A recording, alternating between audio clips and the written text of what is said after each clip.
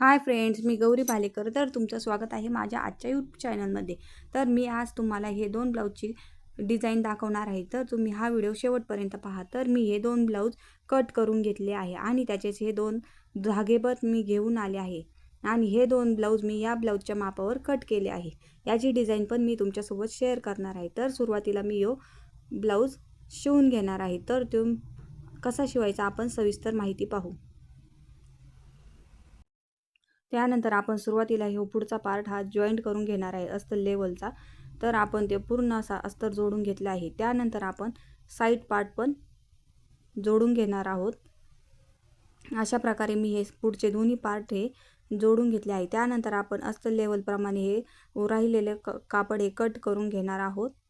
अशा प्रकारे आपण ते कट करून घेतल्यानंतर बाही पण जोडून घेणार आहोत. अशा प्रकारे आपण बाही जोडून घेतल्यानंतर हा पुढचा पार्ट हा आपण तयार केला आहे. पुढचा पार्ट व्यवस्थित असा फिनिशिंगमध्ये आपण तयार केला आहे. त्यामध्ये आपण कमरपट्टी, हुकपट्टी, लूकपट्टी आणि इकडची पण कमरपट्टी ही जोडून घेतली आहे आणि पुढचा गळा हा आपण नंतर तयार करणार आहोत. अशा पद्धतीने पुढचा भाग आपण तयार करून घेतला आहे. त्यानंतर आपण बाही राहिलेलं पिसाचं कापड हे कट करून घेणार आहोत. अशा पद्धतीने आपण ते हळूहळू कट करून घेणार आहे. कट करत असताना हे कापड अस्तरचं कट नाही झालं पाहिजे. त्यानंतर आपण हा मागचा भाग तयार करून घेणार आहोत. मागचा भाग तयार करून घेताना आपण ब्लाऊज पीसचा सुईचा भाग हा वरती ठेवून त्यावर आपण अस्तरचा गळा कट करून घेतला आहे. तो पण आपण त्यावर व्यवस्थित असा ठेवून घेतला आहे.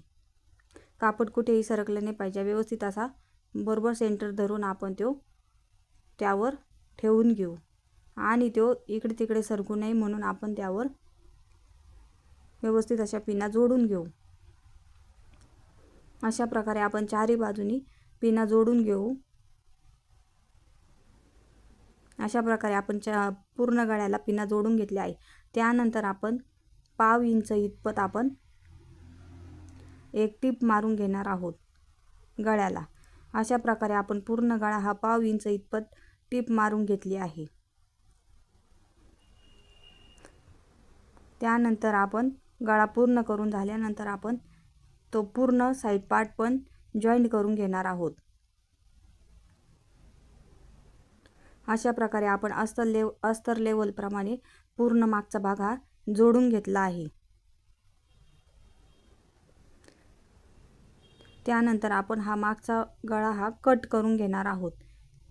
आपण त्यावर पट्टी जॉईंट करणार आहोत. त्यामुळे आपण हा गळा कट करून घेणार आहोत. आपण ते उलट सुलट केलेलं नाही.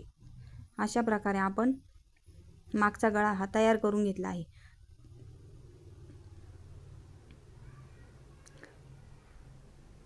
त्यानंतर आपण त्यावर डिझाईन तयार करणार आहोत. सुंदर असं फूल तयार करणार आहोत. त्यामुळे आपण रुंदी ही 11 आणि उंची ही 6.5 इंच घेतली आहे. असं आपण ते सुईच्या बाजूने ठेवून आपण त्यावर दोन्ही बाजूनी टीप मारून घेणार आहोत. अर्धा इंच आतमध्ये येऊन आपण त्यावर टीप मारून घेणार आहोत आणि टीप मारून घेतल्यानंतर आपण ते फूल सुईचं करून घेणार आहोत. अशा प्रकारे आपण ते व्यवस्थित असे चारही कोपरे बाहेर काढून घेणार आहोत.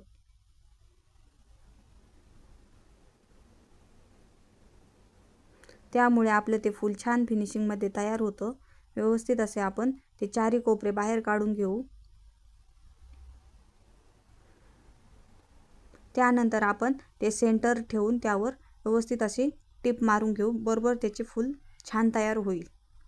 अशा प्रकारे आपण त्यावर एक छान टीप मारून घेऊ. त्यानंतर आपण मागच्या भागाला टक्स मारून घेऊ. टक्स मारून घेताना आपण बरोबर त्याची उंची 4.5 इंच ठेवून अर्धा इंच इतपत आपण मागचे टक्स मारून घेऊ. मागचे टक्स मारल्यामुळे ब्लाऊज हे बरोबर फिनिशिंगमध्ये बसतं.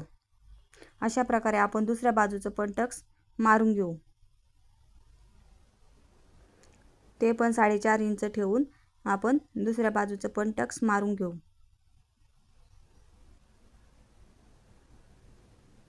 टक्स मारताना हे आपण डबल टिप मारून घेऊ. त्यामुळे ते टक्स उसवले जाणार नाही.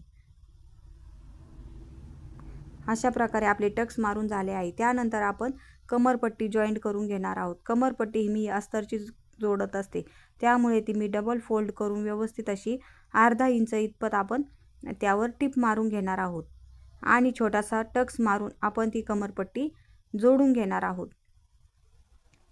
अशा प्रकारे बरोबर ते ठेवून आपण त्यावर अशी टिप मारून घेणार आहोत।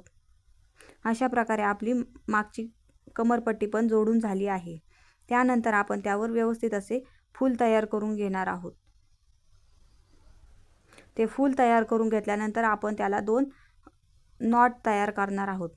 अशा प्रकारे आपण ते दोन्ही नॉट तयार करून घेणार। त्यासाठी आपण दोन्ही समान असे कापड कट करून घेतले आहे। त्यानंतर सुईची बाजू आतमध्ये टाकून उलट्या बाजूने बाहेर काढून आपण त्यावर अर्धा इंच इतपत टिप मारून घेणार आहोत। त्यानंतर शेवट मी ती टिप तिरकी घेणार आहे, त्यामुळे ती नॉट छान तयार होईल। अशा प्रकारे मी ती छान तयार केली आहे आणि एक्स्ट्रा कापड मी ते कट करून टाकणार आहे। अशाच प्रकारे आपण दुसरी पण नॉट तयार करून घेणार आहोत आणि ती टेस्टरच्या साहाय्याने आपण ती बाहेर काढून घेणार आहोत। बरोबर फिनिशिंगमध्ये आपण ती बाहेर काढून घेणार आहोत। अशा प्रकारे सुईची बाजू ही बाहेरून येईल आणि त्यामधले दोन्ही टोक हे बरोबर व्यवस्थित असे बाहेर निघतील, असे आपण छान नॉट तयार करून घेतले आहे। अशा प्रकारे आपले दोन्ही नॉट तयार झाले आहे। त्यानंतर आपण हे तयार केलेलं फूल हे बरोबर सेंटरला ठेवून आधी आपण ते जोडून पाहू व्यवस्थित बसते का, नंतर त्यावर आपण टिप मारू।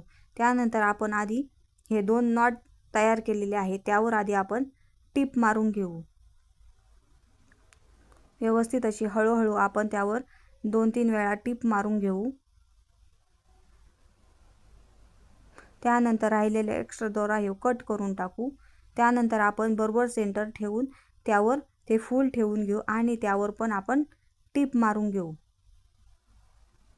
अशा प्रकारे आपण ते फूल बरोबर सेंटरला ठेवून त्यावर हळूहळू टिप मारून घेतली आहे। त्यावर डबल टिबल टिप देऊ, त्यामुळे ते निसटणार नाही। अशा प्रकारे आपण त्यावर ते फूल ठेवून टिप मारून घेऊ। ते फूल हे बरोबर असं सेंटरला ठेवून आपण त्यावर टिप मारून घेऊ, म्हणजे ते छान दिसेल। अशा प्रकारे आपलं फूल आणि नॉट तयार झाली आहे।